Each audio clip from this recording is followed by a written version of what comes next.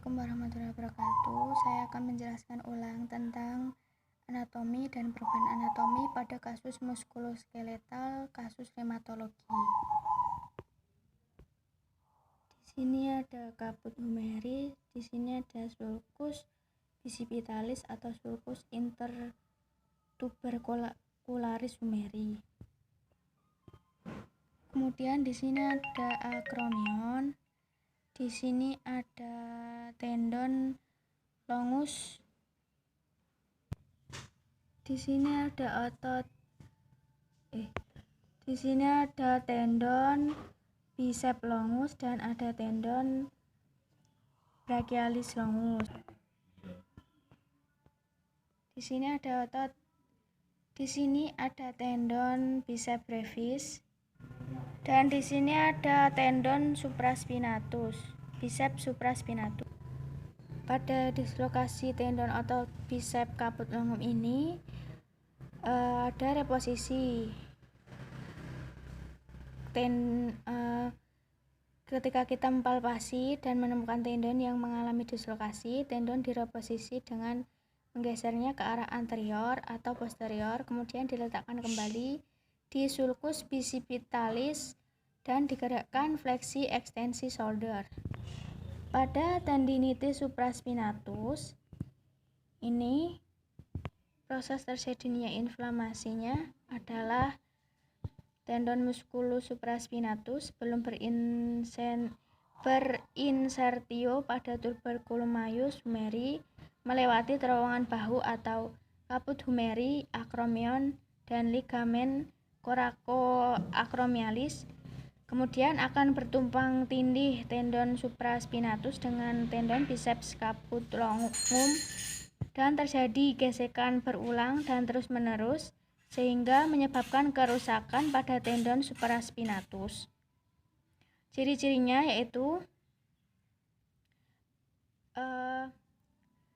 keterbatasan abduksi dan eksorotasi, nyeri tekan pada tendon musculus supraspinatus, tendinitis bicipitalis 80-180 derajat, nyeri tekan tendon bicep.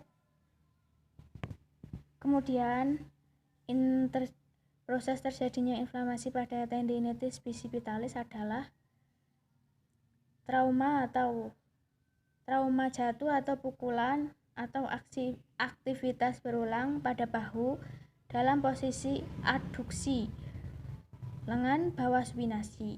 Ciri-cirinya nyeri tekan tendon musculus biceps dan gerakan adduksi bahu terbatas dan fleksi elbow. Kemudian ini adalah anatomi normal pada tulang atau os femur. Di sini ada patella. Di sini ada tulang femur atau os femur. Di sini ada ligamens lateral. Di sini ada tibia dan fibular.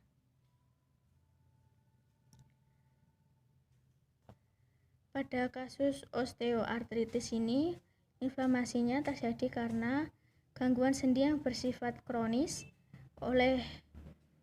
karena terjadinya kegagalan kondrokaid dalam memperbaiki kartilage, disintegrasi atau water content atau perlunakan, sering disebut dengan penyakit degeneratif dan banyak terjadi pada orang tua. Ini adalah perubahan anatominya. Kemudian di sini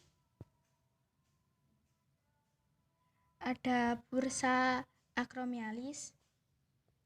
Ini posisi normal, anatomi normal. Pada kasus bursitis, anatomi yang tidak normal, proses terjadinya inflamasinya adalah pada bursa subdeltoidea atau lapisan sebelah dalam musculus deltoideus dan acromion, lapisan luar musculus rotator cuff, terjadi penebalan atau dinding bursa saling bergesekan sehingga terjadinya bursitis. Ciri-cirinya adalah nyeri gerak fleksi elbow melawan tahanan pada posisi fleksi shoulder 90 derajat. Kemudian ada evolusi dari kalsifikasi tendonitis atau bursitis tendon supraspinatus dan bursa subdeltoidea. Terjadi ketika timbunan kalsium keluar atau evakuasi yang berjalan ke ruang di bawah bursa subdeltoidea dan sebagian masih di tendon. Kemudian evakuasi berlanjut ke ruptur dalam bursa. Perluasan di dalam bursa ini terbentuk dumbbell. Perlekatan dinding bursa oleh karena penebalan dinding dasar dan atap bursa. Kemudian ruptur rotator cuff.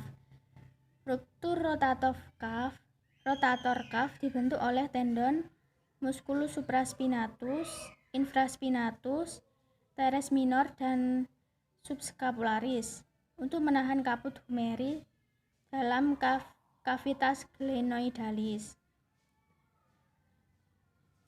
Ini inflamasinya terjadi karena robek karena trauma degenerasi rotator cuff. Penyakitnya bahu tidak stabil, kemudian potensi dislokasi. Kemudian anatomi normal pada kasus kapsulitis adhesiva seperti ini. Ketika terjadi peradangan pada kapsul sendi yang disebabkan oleh trauma, maka terjadi kapsulitis adhesiva. Cirinya keterbatasan glenohumeral aktif dan pasif, biasanya unilateral. Atrofi gelang bahu, semua gerakan terbatas. Jadi di sini semua gerakannya terbatas. Ini perubahan anatominya. Seperti ini teman-teman. Kemudian ini ada bursitis bicipitoradialis. Ini anatomi normalnya. Di sini ada tendon. Di sini ada bursa. Bursitis bicipitoradialis ini terjadi karena peradangan pada bursa musculus bicep brachii, yaitu berciri-ciri nyeri saat sendi elbow diposisikan fleksi dan supinasi. Kemudian di sini ada kasus bursitis olecranon atau student elbow. Ini anatomi normalnya. Nah, ini bisa dilihat. Kasus ini terjadi akibat terjatuh pada sikulnya. Kemudian terjadi abrasi kulit yang menutupi olecranon, menyebabkan infeksi dari gesekan yang berlebihan itu. Bursitis olecranon subtendinea itu terjadi akibat gesekan berlebihan antara tendon musculus triceps brachii dan olecranon. Cirinya nyeri semakin hebat saat fleksi elbow karena tendon musculus triceps menekan bursa olecrani subtendinea yang meradang. Ini perubahan anatominya. Kemudian pada tenis elbow, ini perubahan anatominya. Pengertian dari tenis elbow sendiri adalah degenerasi prematur otot-otot ekstensor superficialis dengan bawah yang menyebabkan radang epicondylus lateralis. Ciri-cirinya rasa nyeri dan nyeri tekan pada epicondylus lateralis humeri atau tepat di sebelah distalnya.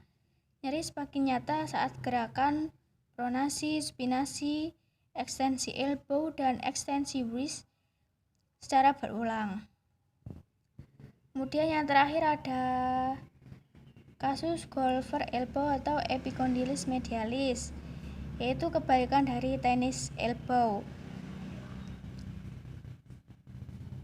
yaitu pengertiannya degenerasi prematur pada otot-otot flexor.